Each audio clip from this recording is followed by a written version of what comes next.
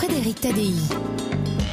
Nous sommes ce soir avec les sœurs Kupperberg, Clara et Julia, avec Jean-Michel Jarre, avec Bruno Blum, avec Anne Gottman et avec Vincent Noyoux, auteur de guides de voyage. Vous avez l'habitude de fréquenter les plus beaux endroits et là vous avez publié un livre étonnant intitulé Tour de France des villes incomprises aux éditions du Trésor.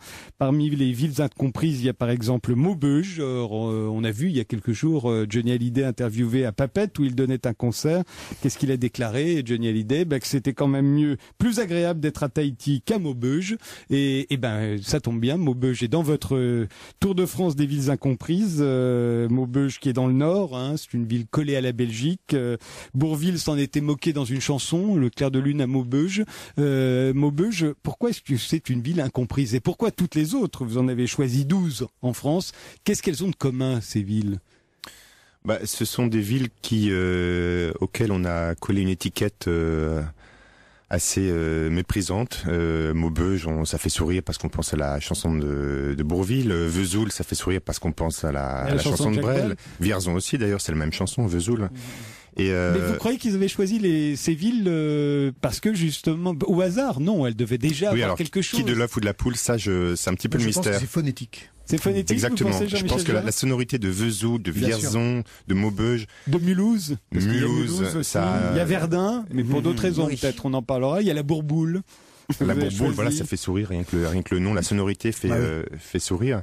Et donc, ce sont des villes c'est vraiment injuste. Elles ont un nom qui fait rire, et puis elles ont aussi une mauvaise réputation parce que elles ont une histoire qui les a conduits à la ruine. J'ai visité pas mal de villes sinistrées, de vallées sinistrées aussi, comme la vallée de la Fensch, là où on trouve les hauts fourneaux de Lorraine, Florange, Hayange, la vallée des Anges, comme on dit. Et voilà, ce sont des villes qui ont du mal à se sortir de cette image négative qui leur colle à la peau. Vous avez réussi à en trouver une dans le sud, c'est Draguignan. Oui. On pense a priori que dans le sud-est de la France, tout est agréable, c'est merveilleux. Oui, mais moi aussi je pensais, et puis je suis allé à Draguignan et là j'ai compris, c'est pas Aix-en-Provence, c'est pas même Marseille qui a ce côté épicé qui peut faire rêver. Non, c'est une ville de garnison qui est sous le soleil, mais qui est quand même bien triste. Alors moi, j'ai essayé de dépasser quand même le... Ah oui, parce que ce livre, vous l'avez écrit pourquoi? Pour nous faire changer d'avis, pour nous pousser à aller à Mulhouse, à Maubeuge, à Draguignan ou à Vierzon? Non, j'ai pas écrit ça dans le but de donner une bonne image de ces lieux qui en ont une mauvaise, mais j'ai voulu voir, tout simplement. Il me plaisait d'aller un peu interroger ces petites villes vraiment où on n'aurait jamais passé un week-end. Et j'ai voulu voir tout simplement, armé de mes a priori assez négatifs, mais voilà, j'étais quand même bien décidé à les mettre à l'épreuve et puis visiter Vesoul comme on visite Venise, c'est-à-dire en prenant son temps, en leur donnant toutes leurs chances, en visitant chaque façade, chaque musée. Voilà, j'ai fait mon travail. Et alors, ça mérite d'aller à Vesoul? Alors, il faut pas s'attendre à Venise faut pas s'attendre à trouver des merveilles dans ces petites villes. Mais moi, ce que ça m'a appris, c'est à mettre mon regard à l'échelle de ces villes. Faut se mettre un petit peu au diapason et accorder sa sensibilité au lieu où on se trouve. Et c'est sûr que il faut être réceptif à des petits détails d'architecture, à des ambiances de rues désertes, de commerces fermés. Ça peut être plombant, mais il peut aussi y avoir une certaine esthétique. Dans la vallée de la Fensch, quand on voit ces hauts fourneaux de Florange qui sont magnifiques, c'est comme des espèces de cathédrales d'acier, c'est très beau esthétiquement. Et en plus, il y a souvent dans ces lieux une sorte un poids historique. Ces lieux ont porté quelque chose d'une activité industrielle, souvent très forte. Aujourd'hui, ils en gardent comme le fantôme, donc ils flottent dans ces lieux quelque chose. Il n'y a pas rien à voir. Jean-Michel Jarre et Bruno Blum, vu que vous êtes musiciens tous les deux, généralement quand on est musicien, on se retrouve à donner des concerts un peu partout en France. Alors Jean-Michel Jarre, vous allez que dans les endroits où il y a déjà beaucoup de monde. Peut-être que vous avez évité. Pas du tout. Non, vous connaissez Mulhouse, bien sûr, Draguignan par exemple. Moi, je m'inscris en faux sur Draguignan. Je trouve que c'est une très jolie ville. Je vois pas pourquoi ce serait une ville maudite. Et en plus, les villes maudites, c'est effectivement à cause de choses anecdotiques, c'est-à-dire d'une chanson qui d'un seul coup va plomber pendant des années une ville. Mais Mais c'est pire que ça, Draguignan. Elle a vraiment été maudite parce qu'elle a subi des inondations terribles. C'était une préfecture, la préfecture du Var. Elle est devenue sous-préfecture et elle l'a très mal pris. Elle s'en est jamais vraiment remise. Et la préfecture, c'est devenu Toulon. C'est devenu Toulon. Et Draguignan, qui était une ville avec une tradition vraiment d'hommes de loi et d'administration très forte, ne s'est jamais vraiment remise de cette...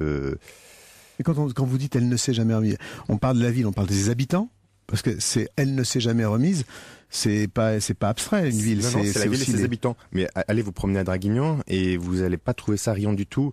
Moi, ce que j'ai vu, c'est alors le pays tout autour, hein, je dis ça pour comme rassurer les habitants, c'est magnifique. Mais la ville, c'est vrai que c'est des rues qui sont pas très riantes, des commerces fermés, et puis les commerces que j'ai trouvés à Draguignan, ce sont ceux que j'ai vus aussi souvent à Guéret ou ailleurs dans tout mon tour de France. C'est de plus en plus de kebabs, de magasins de tatouage, des vapoteries. Non, on a l'impression qu'aujourd'hui, ce sont les seuls commerces qui investissent ces petits centres-villes qui sont par ailleurs désertifiés. Donc, mais par ailleurs, je rappelle que votre livre c'est plutôt un éloge de cette ville. Hein. C'est pas, il s'agit pas du tout d'en dire du mal. C'est au contraire de dire ça m'empêche pas de voir quand même la réalité. Quand on arrive à Draguignan, quand on arrive à Guéret, la première impression est pas la bonne. Moi, ma démarche, c'était quand même d'aller gratter des points d'intérêt et de voir la poésie. Alors il y a Saint-Nazaire, il y a Verdun, il y a Cergy-Pontoise, qui est une ville nouvelle, 200 000 habitants à côté de Paris, hein, mais c'est une ville nouvelle. Cergy-Pontoise, je comprends pas pourquoi ça serait une ville maudite, ça. Mais vous le savez, mais je suis sûr que peu de gens le savent. Oui, l'axe majeur, c'est très beau. Moi, j'étais surpris, ouais, bien sûr. Et puis il y a Pontoise, il y a Port-Cergy, il y a les Secs, il y a les Hauts-de-Cergy, il y a les Temps de Cergy, etc. Chacun a son Cergy. Oui. Mais alors Cergy-Pontoise, moi, je l'ai choisi parce que justement, ça ne m'évoquait rien. Là encore, c'est plutôt le nom qui me paraissait Cergy-Pontoise. C'est comme Ponto-Combo. Espèce de Ponto-Combo, ça groove. Voilà, c'est un nom qui groove, mais bon, voilà, moi, il m'intéressait d'aller explorer, non pas une ville de banlieue chaude, nous de banlieue ouest, mais la lointaine banlieue, cette espèce de ventre mou là entre la ville et la province. Et voilà, je voulais savoir à quoi ressemblait la vie à Cergy-Pontoise. Tour de France des villes incomprises, c'est signé Vincent Noyoux, c'est aux éditions du Trésor. On se retrouve juste après les infos.